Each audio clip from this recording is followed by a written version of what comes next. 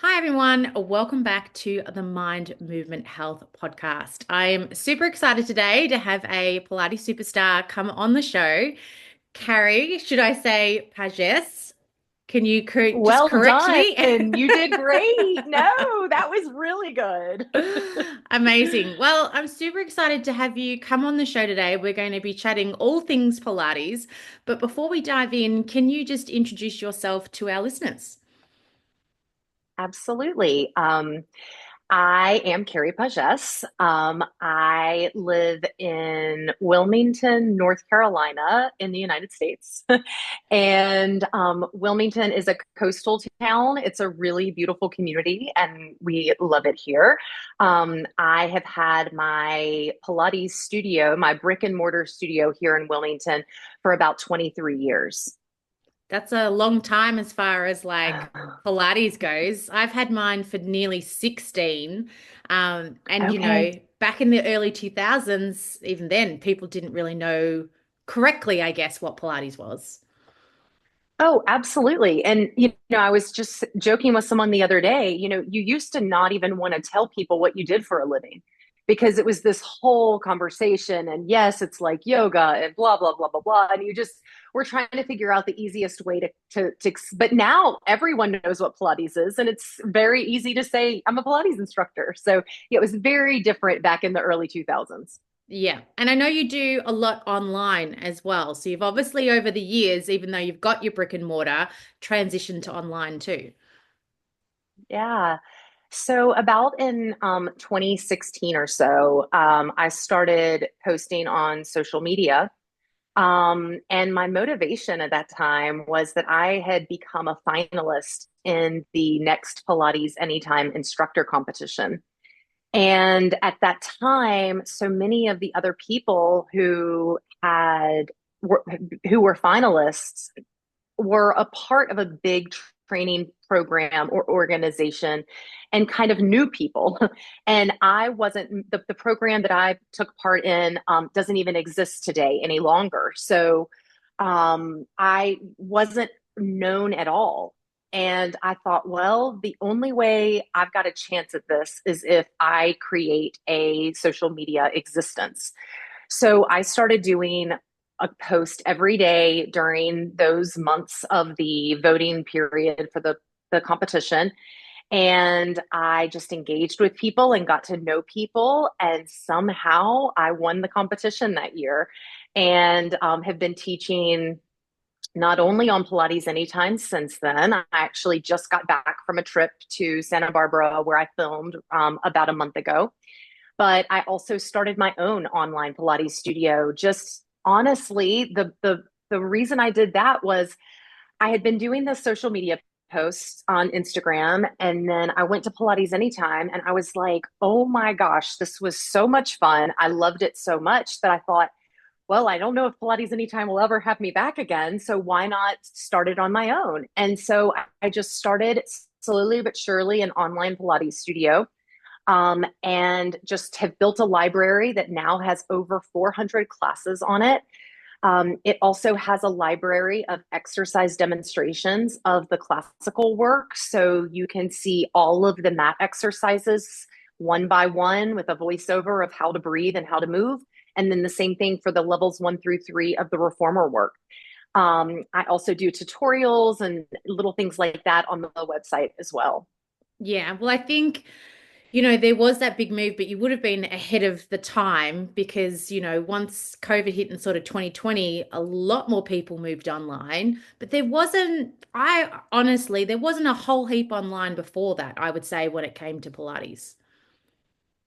Absolutely. And this is such a funny part of my story is um after winning the Pilates Anytime instructor competition, I became obviously more well known and started doing a lot of travel teaching. So I reduced my hours in my brick and mortar studio pretty significantly at that time and started travel teaching, teaching workshops in other states and other studios. Was traveling about once a month and was really, and doing a lot of mentoring online as well. And when COVID happened, I already had my online existence But I also lost instructors because people changed their lives during that time. So I started teaching 6 days a week at my brick and mortar Pilates studio, and I had no time to film. I didn't have the freedom in my schedule to like nourish the online studio. And I was just thinking about this the other day. I came really close to closing that online studio during those couple of years of COVID. And I am so glad I didn't because one of the things I want to talk a lot about today is kind of seasons of life. But in these past 10 years, I would say, my seasons of life have changed and morphed so much. And just 5 or 6 years ago, I really didn't have time for the online Pilates studio. But now I'm back to a place where I'm really pouring into it and enjoying it more than I ever have. So it's just funny, right? How time, you just never, you can't be prepared for what's coming in 2, 3, 4 years. Yeah. And I think clients can relate to that as well with different seasons that, maybe during that sort of period of COVID, people did move online. But I know having a brick and mortar studio myself, there is, a stronger, people have loved coming back into the studio. They still like doing something during the week at home, but they have really loved that sort of community connection, being in person. And I think that has started to sort of have a comeback as well.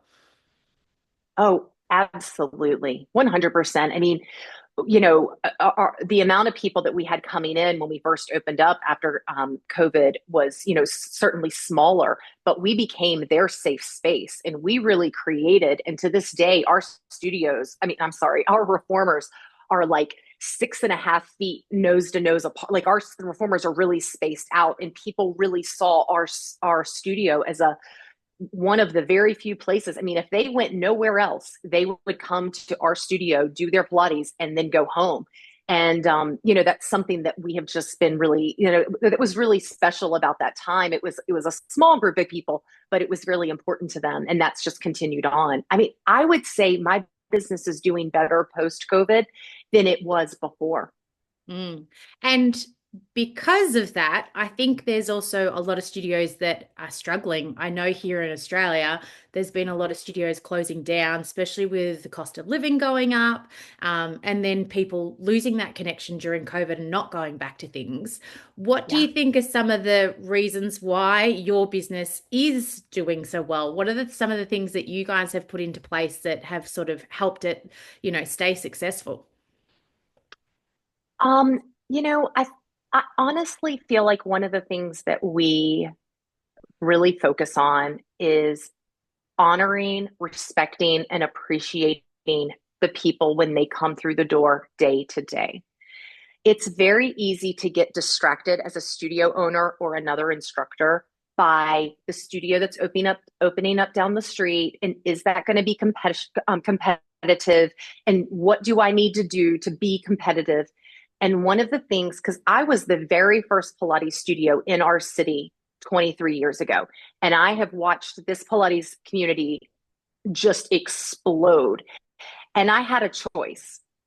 I could have been very threatened and grumpy and disappointed that other studios were opening. But instead, what I chose to do was really focus on the people that were coming through my door, making sure each and every person felt special, seen, and taken care of. And I stayed focused on that instead of being distracted by all of the other things going on. I really feel like that is a huge and you'll never hear me say a negative word about other studios in our town. I mean, I just had a teacher from a competitive studio come and take a lesson from me today. I mean, I am so open to, I just want it to be a positive environment. And I think that shows through in so many of the things that we do at the studio. Mm. Well, I totally agree because I think too, you never know where the next client is coming from. And you also, if you have clients sort of leave, they refer people to you. They may come back. Do you know what I mean? It always just, I think, pays to Absolutely. have that welcoming approach to everyone. And the industry, it's like any industry, it's big enough. There's enough people in the world, and everybody has a different, some people like classical, some people like reformer, some people like contemporary. There's enough different styles and enough people to suit everybody. So I think if we can be inclusive and welcoming of everybody, then it's just going to be beneficial for, the studio and the clients, going forward.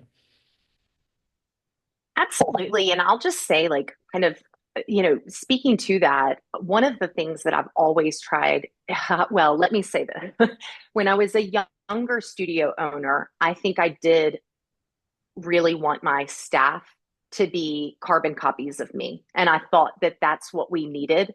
But as I've grown older and have tried to balance the studio out, what I recognize is we need different styles.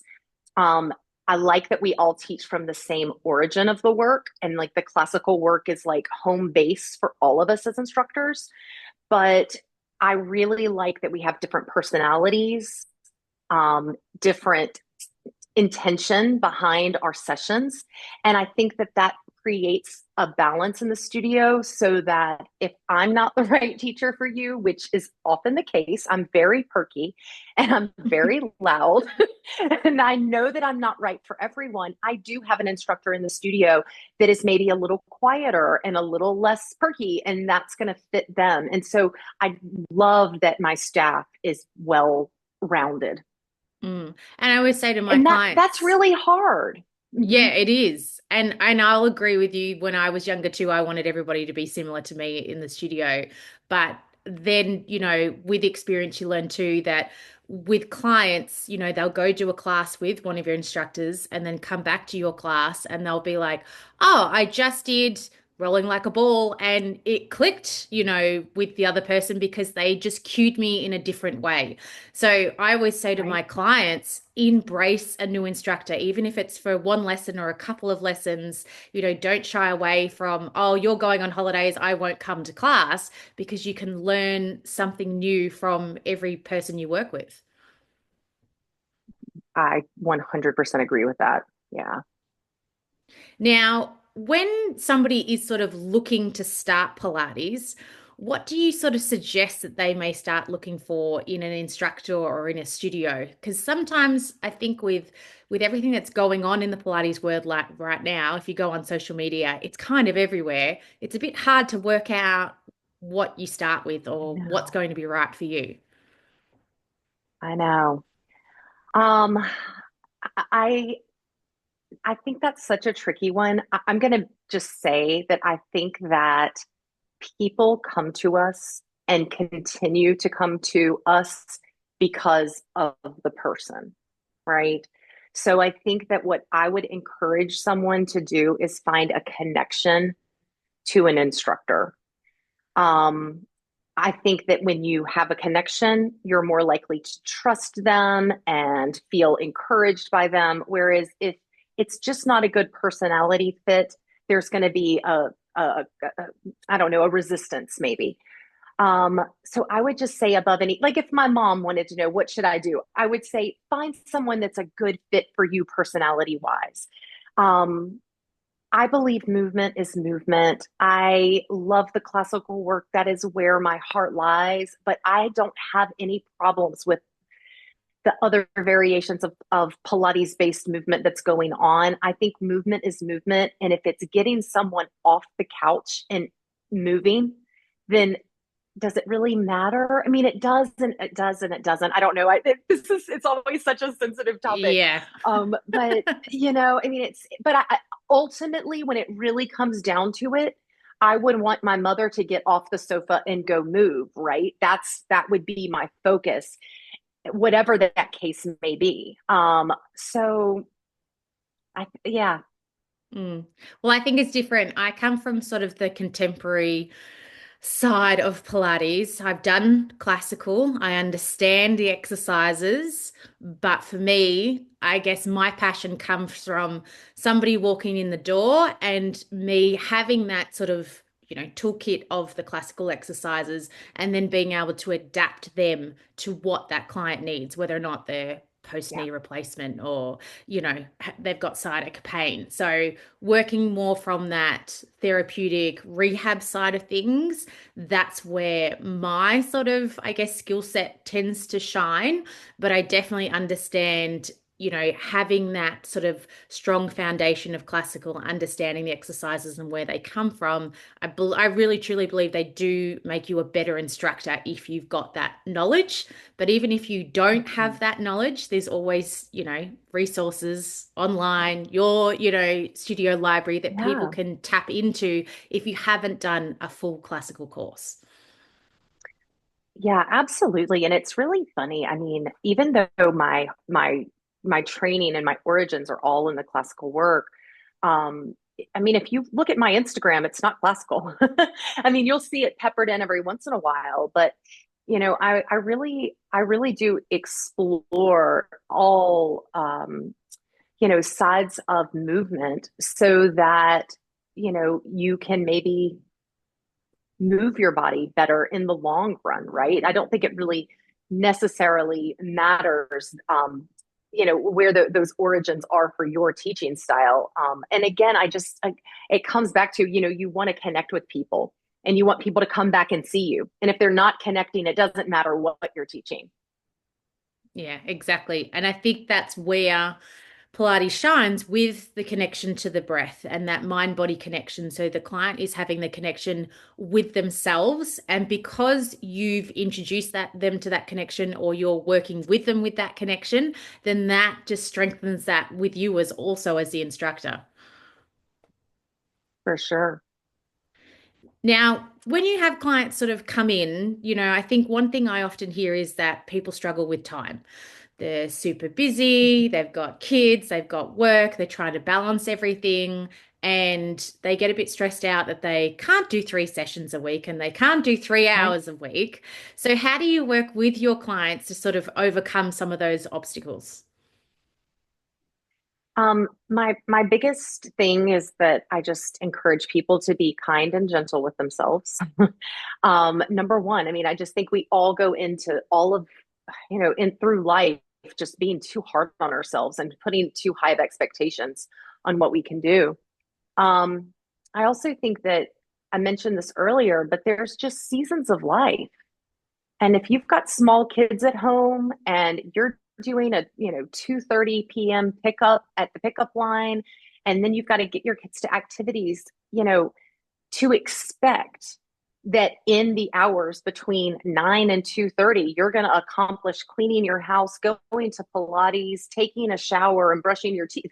I mean, that your expectations may be too high. And so I think that really looking at your schedule and going, is once a week going to be what I can do right now at this season of my life? And then, when it's whatever the next season may be, I've got more time, more freedom, and I can do more.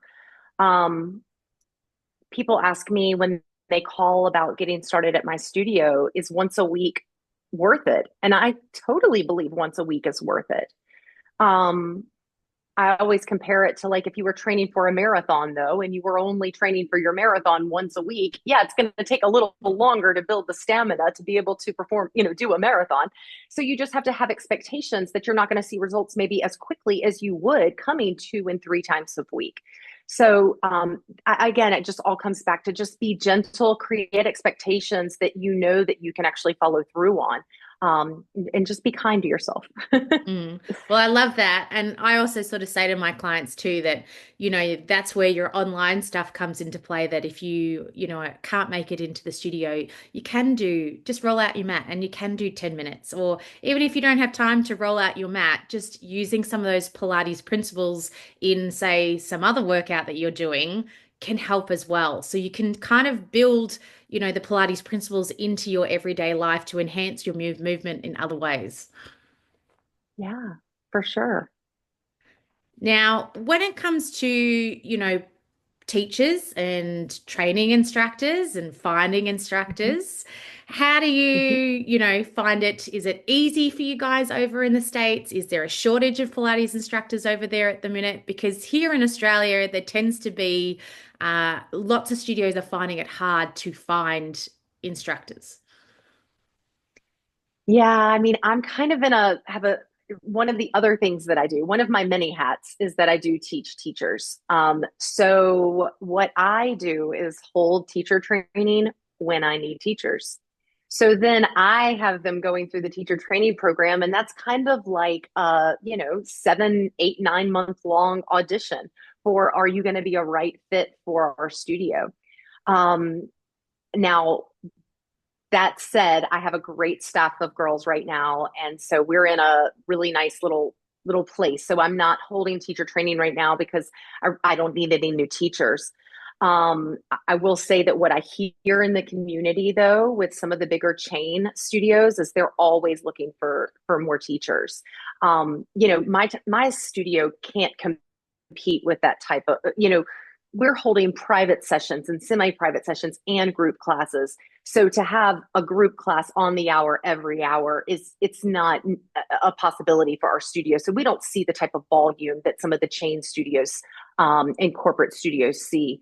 But I do hear that they're always looking for more teachers because they always want to add more classes. Yeah. It's a pretty consistent thing I hear. Hmm. Well, I've just gotten back from, we just had a Pilates conference here in Australia in Sydney, and we were also talking about, in the room, we'd broken up into two groups. There was probably about 100 odd people in each room to do the workshops. Okay. And I think there was about one to two guys in each of the groups, and the rest of the 98 people were women. So we were also just having a discussion about, Pilates is for everyone and everyone gets amazing benefits. But when it comes to sort of the teaching side, there is quite a sway towards women, and not so many men.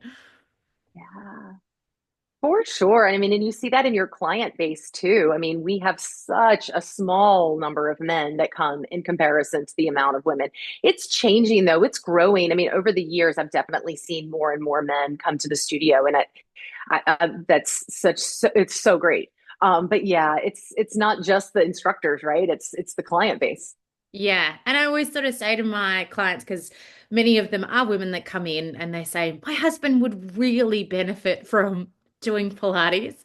And I said, you just try to get him in for one lesson. And then once he's in for one lesson, I usually find that the guys kind of understand better, what Pilates is about and the benefits of it, if you can really tailor it, to what they need. And they often Yeah. end up sticking around. And we've actually got a couple of classes running in the studio where it's just all guys. It's actually just worked out where our four clients have been guys, and they're actually have become quite good friends too.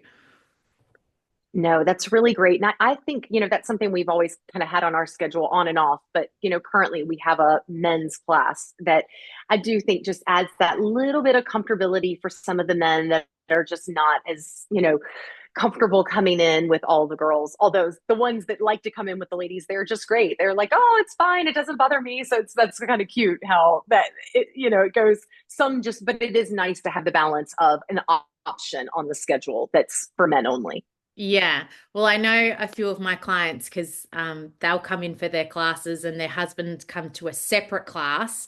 And their husbands may be very quiet, but they're definitely listening to all the conversation going on because the wife will come back in and say, oh, such and such. And I was like, oh, yeah. So he may not be participating so much in the chatting, but he's definitely listening to it all and then referring the information back to his wife when he gets home. Oh, that's so funny. Be careful what you say. Yeah, exactly. What you say at Pilates doesn't always stay at Pilates, so keep that in mind. For instructors that may be sort of listening in, what do you think part of your, longevity of your career, like what has contributed to, some people join Pilates and after 5 years, it's not for them, but being in the industry so long and being so successful for so long, what do you think has contributed to that for you? Um, I think in some ways it goes back to being careful to not get distracted by other, instructors or other studios.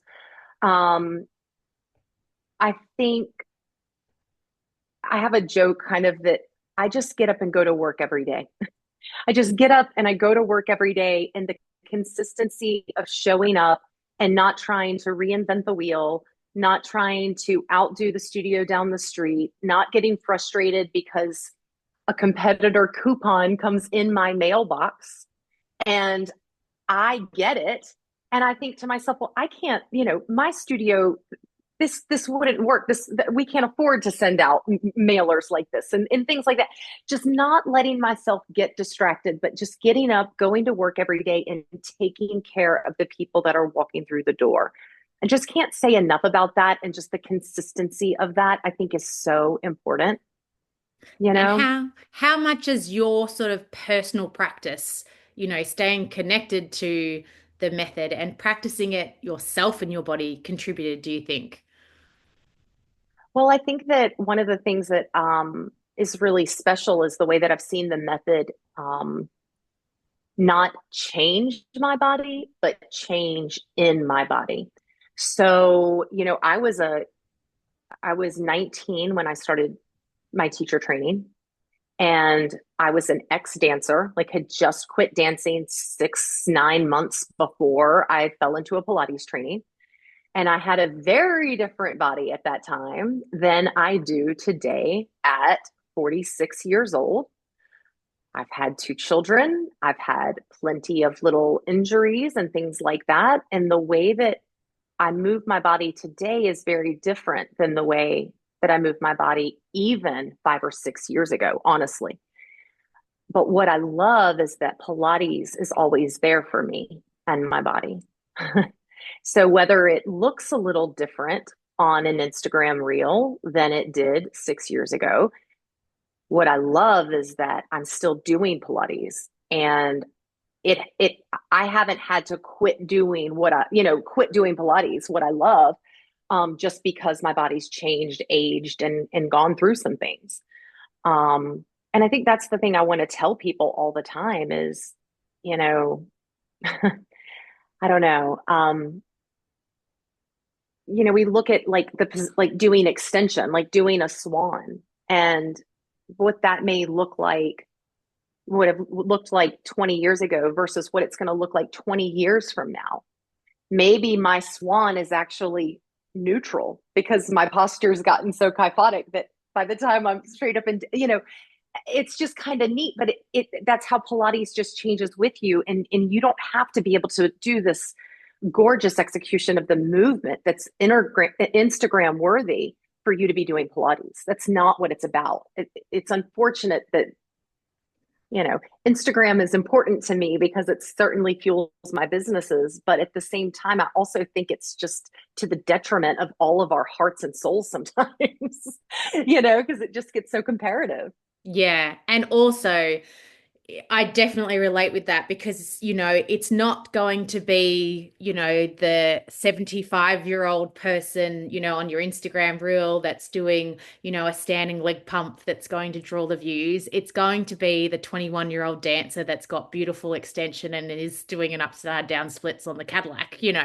So there Right. is that sort of, I think if your studio is marketing on Instagram, it is trying to find that balance, of you want to draw people in, you need to get the views, but you also want to stay true to what it is. And I think that's just one of those things that comes with owning a business and balancing it out. But as you say, you can show those beautiful, images of the young dancer on Instagram, but that's not only what Pilates is. It is encompassing all ages, all sizes, all abilities. And, unlike some other sports where people might say play, football and they hit sort of 45 and they're not able to play that, you can do Pilates Right. right through till your 90s. Till the end, right? I mean, you really, really can. Um, it's actually really funny. I don't like for my clients and like my community in my town. I don't, my Instagram, Carrie Pagès Pilates Instagram handle, that is really for other teachers. And it's a whole different energy than my brick and mortar. And sometimes I like if someone sees me doing one of my crazy things on Instagram, I'm like, oh, it's just not a great representation of the work I do day to day. And I do try to share that. When I meet people and talk to people and all that, it's just hard to share and make clear on Instagram. But anyways, I just love it. I love the Instagram community, and it makes me so happy. But I also really I warn people all the time. I mean, I think that it's such a problem these days that new teachers think they see Instagram and they think, oh, I should be doing this, I should be doing that. And no, what they should be doing is the work that's in their notebook. Like if it's in your manual, do that. Don't get distracted by the shiny objects on Instagram. That's for like 5, 10, and 15 years down the road. Yeah. That's yeah, Agreed. Well, even at the most recent conference, they were talking about how, especially new instructors are going to Instagram to learn exercises and then programming their classes off it, which I didn't even realize people were doing that. I'll often look at Instagram and be like, oh, that's amazing. Oh, that's an exercise I haven't done in a while. That's good to use. But I hadn't actually thought of people learning, instructors learning the exercises from Instagram. Like I just kind of blew my mind hearing that. But I guess that's part of, when you are putting things out into the world, you're not in control of how people are using it. So it's just something, I guess, to be aware of. No, and I really think that it's such a really, really deep problem for new teachers and teachers in training. Um, I really, as a person who's been teaching teachers for 20 years, as technology's evolved, people want more video. Do you have a video of this? Can I take a video of this? I need a video of this. Videos don't help you learn anything. You are not going to get deeper in the work by watching yourself or anyone else do the exercise 100 times. What helps you learn the method and the exercises is getting on the equipment, doing it wrong, learning how to do it properly, and then you have somewhere to go. But if you're always looking at the screen, trying to see how to do it properly, and then expecting your body to do it properly immediately, you're going to be very, very, very, very, very disappointed. It doesn't work that way. You have to do it wrong to figure out how to do it right. And I'm so passionate about that. And I honestly get so frustrated when it comes to new teachers wanting, I mean, I've got every video out there now that exists, and I think people struggle more in teacher training today than they did 20 years ago, because 20 years ago you didn't have those resources. You just had to do it wrong to figure it out. My face is flushing. I get so passionate about it. Well, also there is, because I did my training 21 years ago, and like you said, there were no videos. You just had to keep going back to the studio and working with, the other instructors in your course, and we'd fix each other and we'd do it again and again. And then we had to bring a friend in and practice teaching them and all the rest of it. But nowadays, there are courses that are completely online. There is no interaction. There is no going to a studio. It's just learning essentially repertoire online. And that's where I think, like you said, you've got to really practice it in your body to then be able to teach it to somewhere else. And, I haven't done one of those courses myself where it's just been completely online, but I feel from, my experience that, if you don't understand it in your body and you're not getting that tactile feedback and that connection, then it's going to be a whole lot harder to understand it and teach it as well. Absolutely. And everyone has done what I'm about to say once, right? But like everyone has scrolled Instagram while drinking their coffee and seen something online and been like, oh, I'm going to teach that in my 10 o'clock class today. They don't get it in their body. They don't figure out the spring setting that works right, and they don't figure out how the cues are going to come out of their mouth to communicate to their students efficiently and properly. They get in the studio, they teach the exercise, and it goes terrible because it's not in your body. You have to get this work in your body. You have to just play around with it. It's a practice, not a perfect. You don't just like look at it, get it. So I cannot say enough. Like you've got to get yourself on that equipment, and that's how you become a better teacher, a more proficient explainer of the work. It's not videos. Videos are not the answer. They're a Mm. great tool for other things, but it's not the answer to becoming a better teacher. Yeah, you can watch a video 50 times, but then, as you said, you get on to do it and it's not the same. It genuinely makes me crazy. It makes me crazy. I just wish that, and I think it's a little bit of, I have children that are now 17 and 19, and I even watch with them. They want to be good at it right away, and everybody has that, but um, I don't know. I think that I just wish there was more understanding of you've just got to kind of it's kind of that whole thing of like, we all learn our lessons the hard way. Your mom can tell you a million times, don't do this, but until you do it and learn it the hard way, you don't learn the lesson. And it's Pilates is like that. You've got to kind of do it wrong, have the experience of an exercise not going well, or whatever. And then you become more proficient at it. And Mm, we don't get to skip that step. You can't skip that step. yeah. It's humbling and it sucks, but you've got to go through that part.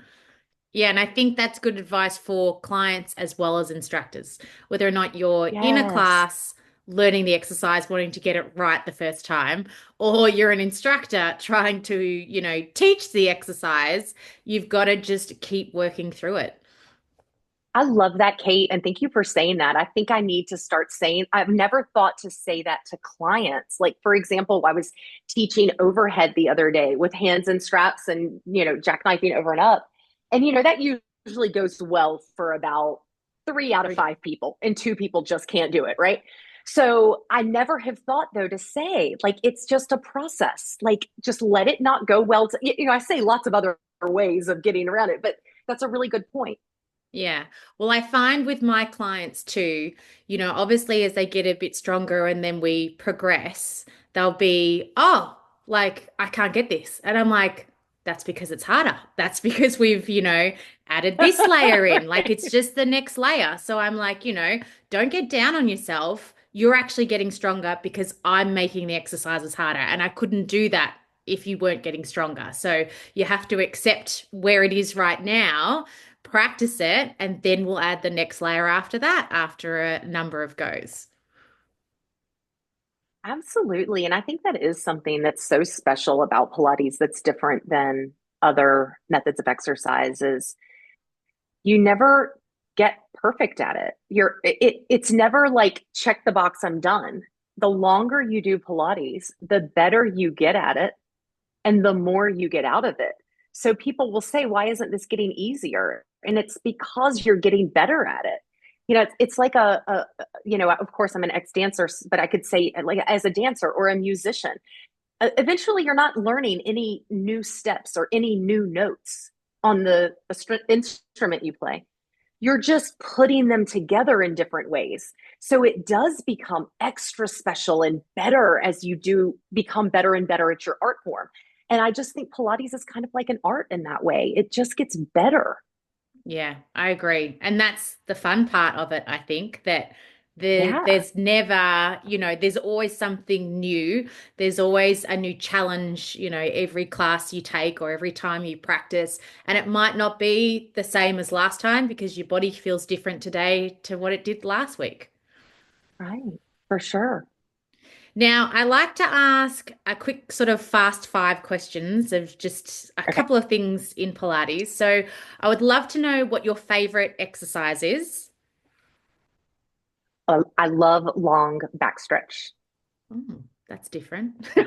I know That's most people different. don't say that. It's definitely absolutely one of my favorites. Okay, awesome. Least favorite exercise. Teaser on the reformer, hands and straps. Oh, yes. I was actually thinking about that before when we were talking about layering exercises. I was like, oh, that one is one that some days I've got it, and then other days it's like, oh, this is so hard.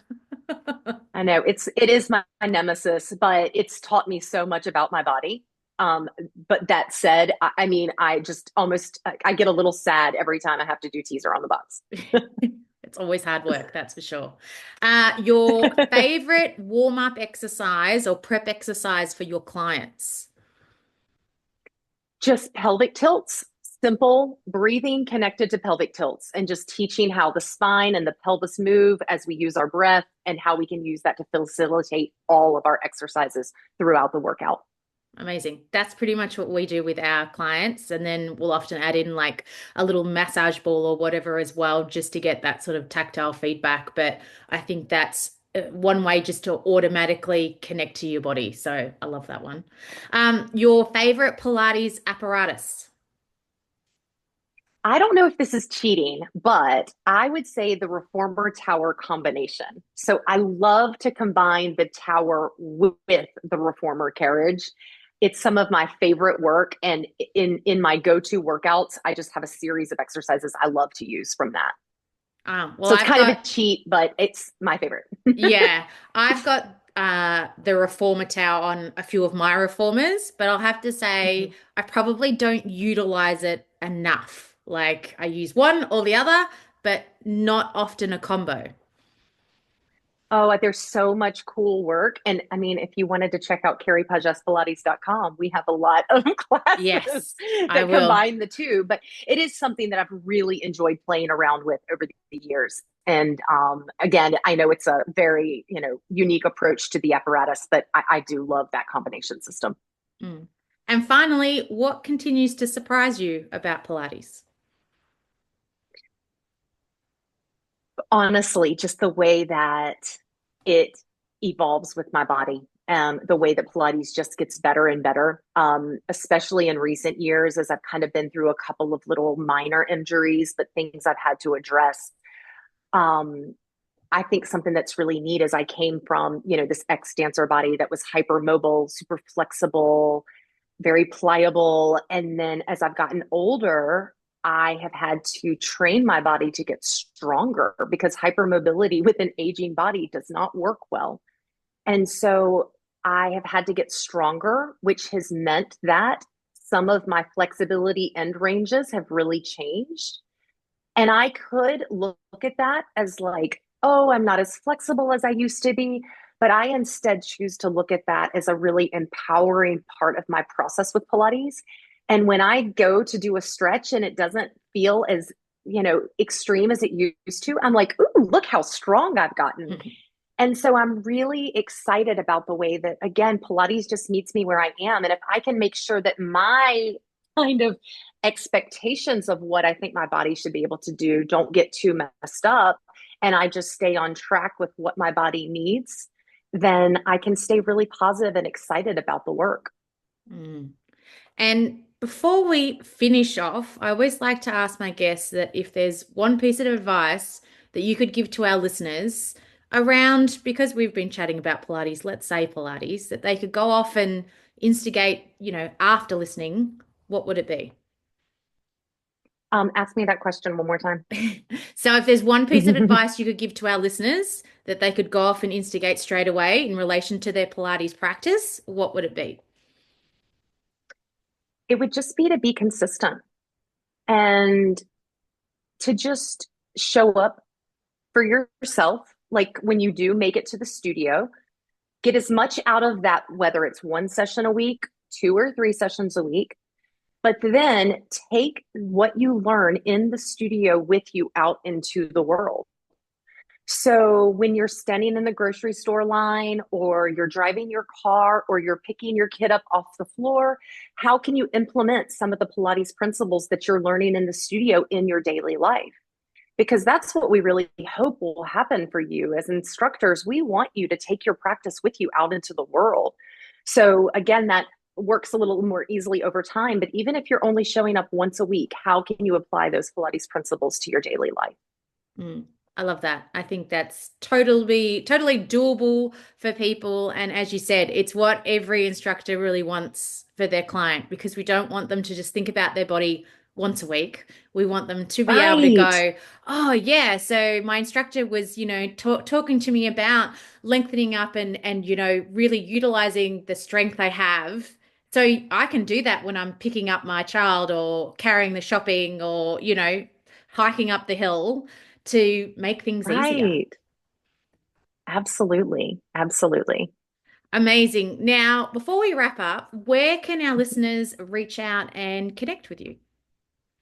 Well, I'm very active on Instagram. So Carrie Pagès Pilates on Instagram. It's spelled Carrie underscore Pages underscore Pilates. You can interact with me there. I post daily and am very engaged in stories and things like that. I also have my online studio, carriepagespilates.com. Again, it's full of great workouts that range anywhere from 20 to 60 minutes. All the apparatus on the mat, on the reformer. There's tutorials. I'm super proud of that website. You can also see me on Pilates Anytime. If you're a Pilates Anytime member, I have a lot of classes on Pilates Anytime, a couple of challenges, a lot of really fun work on Pilates Anytime. And yeah, I think that covers it. Amazing. Well, thank you so much for coming on the show today and sharing all your Pilates wisdom. I've really enjoyed our conversation and I know our listeners are going to get a lot out of it too. So thank you for coming on.